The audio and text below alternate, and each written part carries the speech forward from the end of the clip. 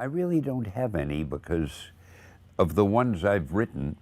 When I was writing each one, that was my favorite at the moment because I was all involved in him or in her. Stan Lee le dio al mundo superhéroes: Spider-Man, Iron Man, los X-Men. Su imaginación construyó el universo Marvel y transformó para siempre la cultura popular. Pero aquí está la contradicción.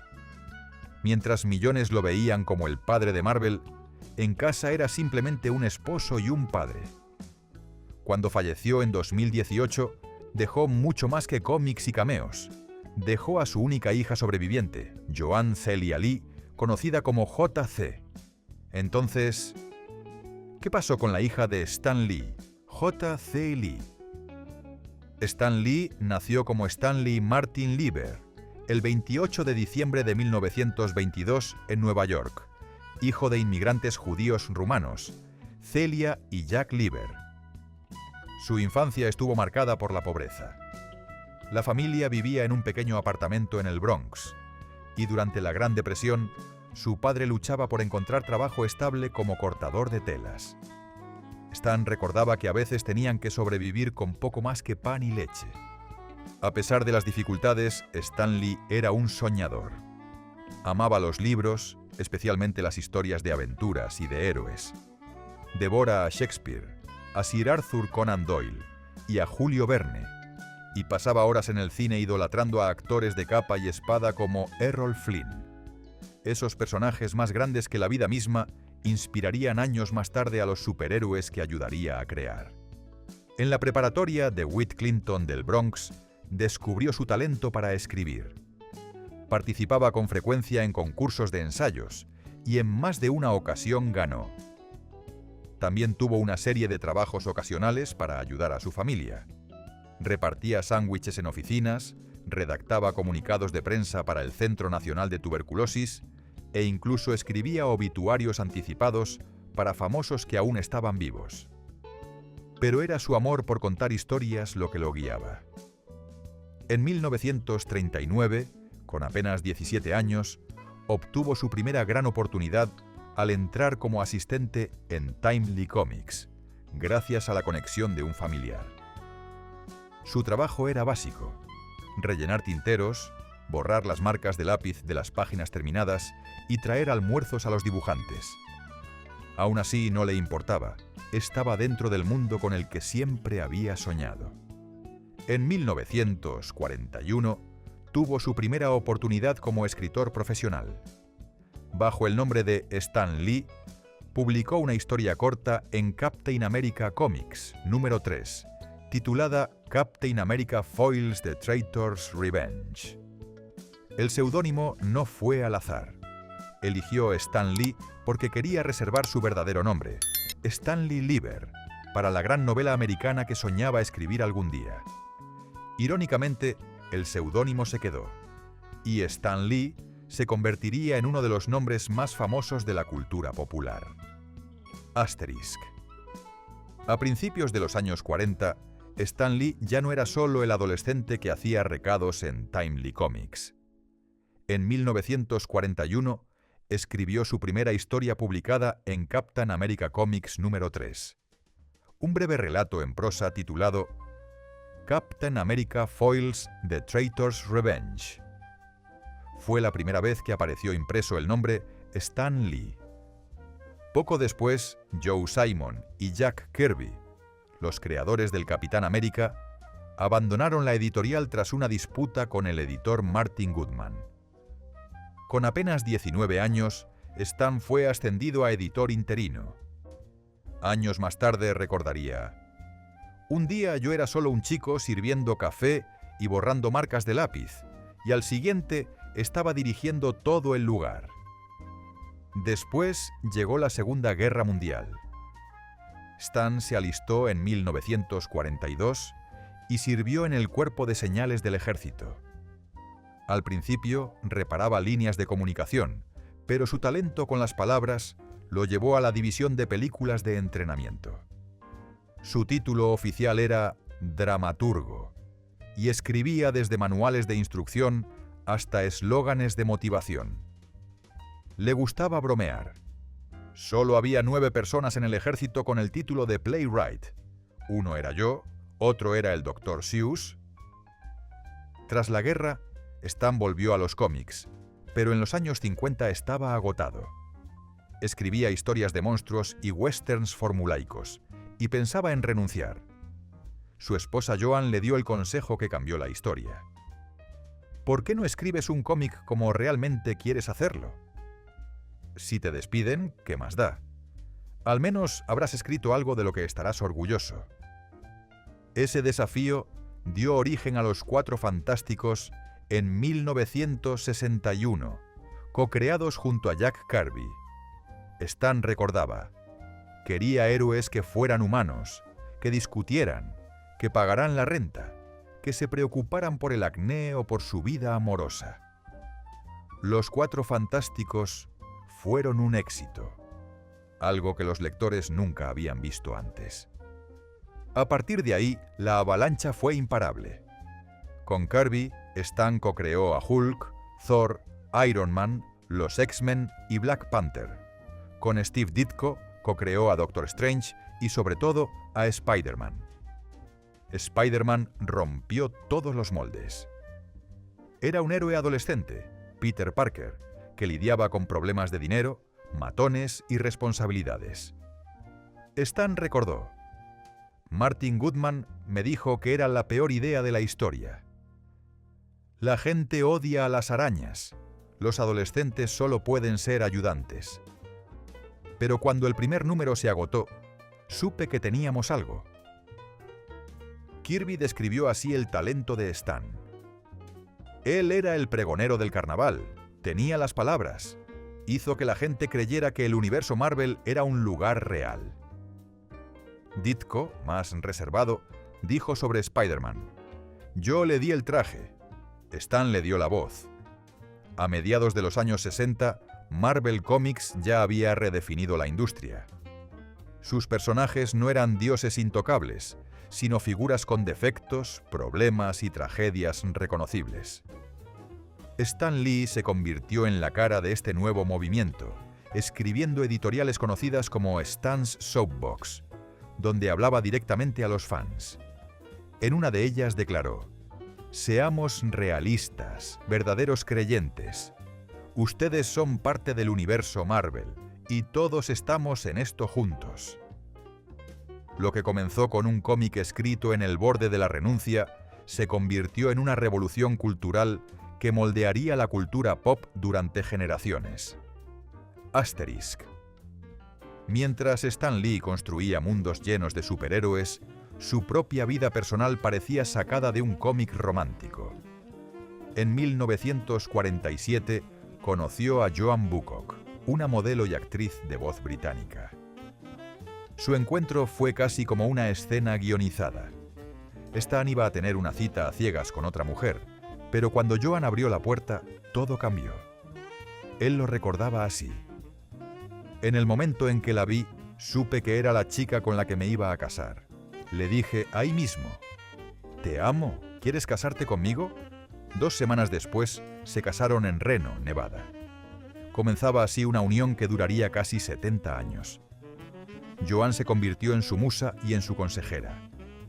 Stan siempre decía que ella fue quien le dio el valor para arriesgarse creativamente. Fue Joanne quien lo animó a escribir Los Cuatro Fantásticos, cuando él estaba a punto de dejar los cómics, diciéndole que al fin contara las historias que él quería escribir. Stan lo resumía así: sin Joanne no existiría el universo Marvel. La pareja se estableció en Long Island, donde criaron a su hija, Joanne Celia J.C. Lee, nacida en 1950. 3 años después tuvieron otra hija, Jan, pero trágicamente murió a los pocos días de nacer. Esa pérdida devastó a la familia, y Stan reconoció que a partir de ahí, él y Joanne volcaron todo su amor en J.C. La vida familiar de los Lee estaba lejos de ser común. J.C. creció rodeada del mundo más grande que la vida misma que imaginaba su padre. Visitar las oficinas de Marvel era como entrar en un taller de fantasía, con dibujantes creando héroes en mesas de luz y guiones amontonados en el escritorio de Stan. Ella recordaba cómo su padre se sentaba a escribir en una pequeña máquina de escribir en la mesa de la cocina, mientras ella jugaba cerca. Él siempre estaba escribiendo, pero siempre encontraba un momento para levantar la vista y sonreírme, contó JC. A pesar de la carga de trabajo, Stan trataba de dar cierta normalidad a la vida de su hija. Cenas en familia, momentos tranquilos en casa y vacaciones junto a Joan y JC. No obstante, reconocía que no siempre fue fácil equilibrar Marvel con la vida privada. Nunca estuve en casa tanto como hubiera querido, confesó una vez. Pero Joan mantuvo fuerte a la familia. Ella fue la verdadera heroína. La infancia de JC también estuvo marcada por la fama creciente de su padre. En la escuela privada a la que asistía, sus compañeros pronto descubrían quién era su papá. Algunos la molestaban, otros la envidiaban. Para ella, ser la hija del hombre detrás de Spider-Man y los X-Men era emocionante, pero también solitario. Significaba cargar con un legado más grande que cualquier niñez común. Aún así, Stan y Joan se aseguraron de que JC se sintiera querida y protegida. Joan, con su ingenio y elegancia, enseñaba a su hija a ser segura e independiente. Stan, por su parte, estimulaba su lado creativo, recordándole: todos tienen un superpoder, solo tienes que descubrir el tuyo. En los años 80, la familia se mudó a Los Ángeles, cuando Stan comenzó a involucrarse más en la expansión de Marvel hacia la televisión y el cine. Para entonces, JC ya era adulta, pero su vínculo con sus padres seguía siendo fuerte. Stan y Joan solían aparecer juntos en convenciones, entrevistas y eventos públicos, proyectando siempre la imagen de una pareja inseparable. Para el mundo, Stan era el creador de superhéroes. Para JC, él era simplemente papá. El hombre que le contaba historias antes de dormir, hacía chistes malos en la mesa y firmaba cada carta con su frase favorita: Excelsior. Detrás de los cómics coloridos y las películas de taquilla, la vida familiar de Stan, su devoción por Joan y JC, fue la base que lo mantuvo con los pies en la tierra, incluso cuando su imaginación volaba hacia las alturas más increíbles. Asterisk. Para los años 60, Stan Lee ya no era solo un escritor de cómics. Junto a artistas como Jack Kirby, Steve Ditko y Don Heck, se había convertido en el motor creativo detrás de Marvel Comics y en la cara pública de todo un movimiento. Juntos, crearon un nuevo tipo de superhéroe. Los Cuatro Fantásticos no eran campeones perfectos, discutían como una familia. Spider-Man era un adolescente que lidiaba con tareas, matones y culpa. Los X-Men eran marginados que enfrentaban prejuicios y discriminación. Black Panther fue el primer superhéroe negro en los cómics mainstream estadounidenses. Un momento revolucionario en 1966. Stan explicaba su filosofía. Quería que fueran personajes con los que pudieras identificarte. Podría ser Spider-Man, podría ser Hulk, podría ser los X-Men, que se sienten diferentes y rechazados. Eso los hacía reales. El nuevo enfoque de Marvel resonó profundamente con los lectores en los turbulentos años 60. Los jóvenes que se sentían alienados por el mundo de repente se vieron reflejados en estos héroes defectuosos y humanos. Marvel Comics se convirtió en un fenómeno cultural, superando a sus competidores e inspirando a toda una generación. Pero detrás de las páginas no todo era armonía. Jack Kirby y Steve Ditko sentían que Stan, como editor y cara visible de Marvel, recibía demasiado crédito frente a los artistas que daban forma visual a los personajes. Kirby llegó a decir: «Yo creaba a los personajes, Stan creaba los diálogos». Stan, por su parte, defendía que siempre fue un trabajo en equipo, describiendo el famoso método Marvel. Yo le daba al dibujante la idea general de la historia, ellos dibujaban el cómic, y luego yo añadía las palabras. era un trabajo de equipo. Ese debate sobre quién creó a quién sigue hasta hoy. Aún con esas tensiones, el carisma de Stan lo convirtió en el embajador de Marvel. Sus editoriales, Stan's Soapbox, hablaban directamente a los fans con un tono cercano, humorístico y lleno de frases emblemáticas como Excelsior o Caracoles, verdaderos creyentes. Los lectores sentían que él era parte de su círculo íntimo. En los años 70, Stan recorría universidades, aparecía en programas de televisión y se mostraba como la cara sonriente de los cómics.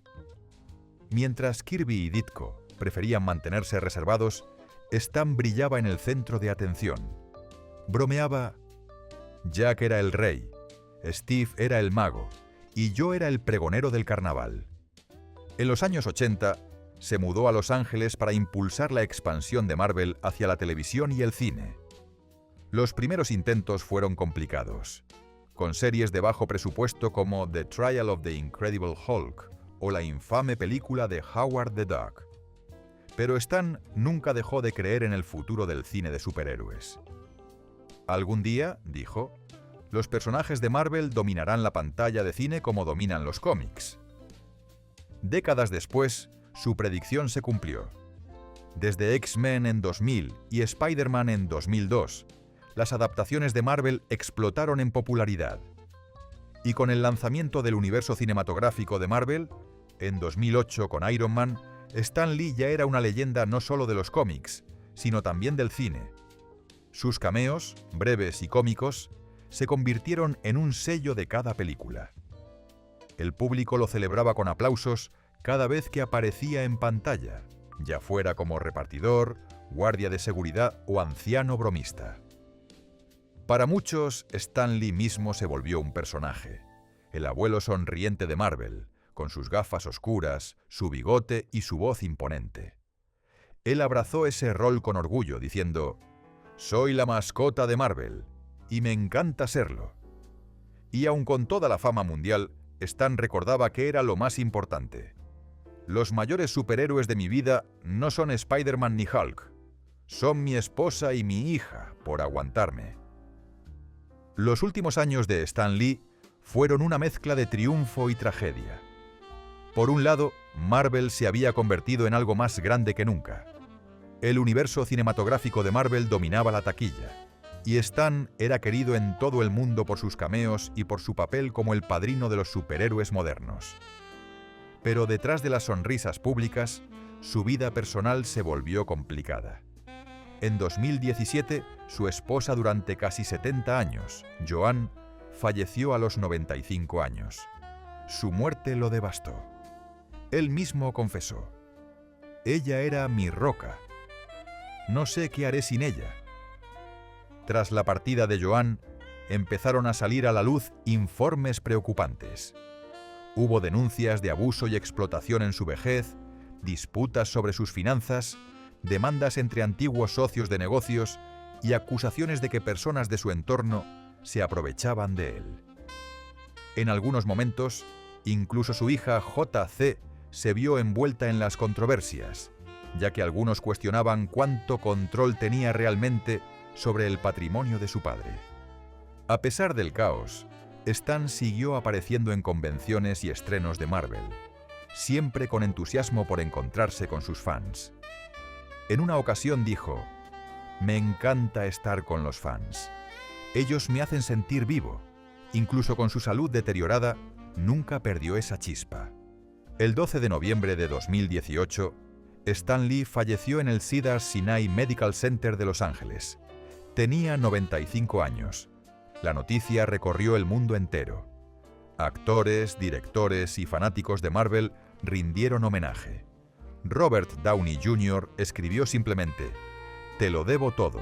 Descansa en paz, Stan».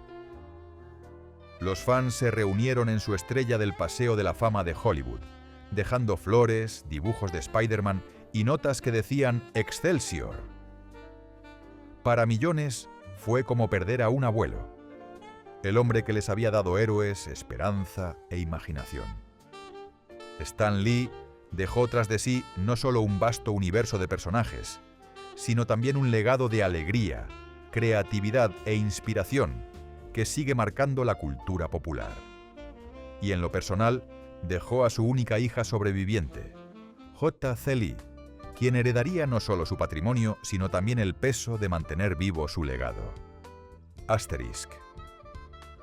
Tras la muerte de Stan Lee en 2018, su única hija sobreviviente, Joan Celia J.C. Lee, quedó en el centro del duelo y también de la controversia. Heredó no solo su patrimonio, sino también la responsabilidad de manejar y proteger el legado de una de las figuras más queridas de la cultura pop. Nacida en 1950, J.C. siempre vivió bajo la sombra de su padre.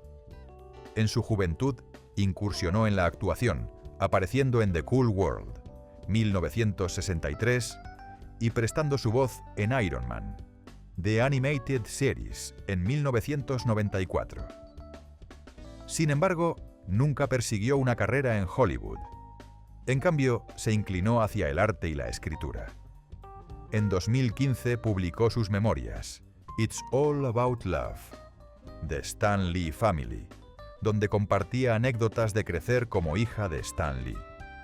En sus páginas lo describía como un padre cariñoso y cercano que, en sus palabras, iluminaba cada habitación a la que entraba. Pero tras la muerte de su madre, Joan, en 2017, y la de Stan un año después, el papel público de J.C. se volvió mucho más complicado. Ha sido muy franca al hablar de las personas que rodeaban a su padre en sus últimos años. En una entrevista con TMZ declaró: «Mi padre estaba rodeado de buitres. Había gente que se aprovechó de su bondad y su confianza. Yo solo quería protegerlo». Sus palabras reflejaban una realidad caótica. En los últimos años de Stan hubo múltiples demandas, acusaciones de abuso en la vejez y disputas sobre su fortuna y cuidados. Varios miembros de su círculo de negocios, incluido su ex-manager, fueron acusados de explotación. J.C. se presentó como la defensora de su padre, aunque algunos críticos sugirieron que ella también formaba parte de ese desorden. Las controversias también alcanzaron su gestión del patrimonio. Hubo reportes de tensiones entre J.C. y Marvel/Disney, especialmente en torno al control de la imagen y la propiedad intelectual de Stan. Tras su muerte, Marvel lanzó homenajes en películas y cómics, pero J.C. expresó su frustración, diciendo a la prensa: «Disney y Marvel le deben a mi padre un respeto enorme. No siento que siempre lo hayan tratado, a él o a su familia, de forma justa».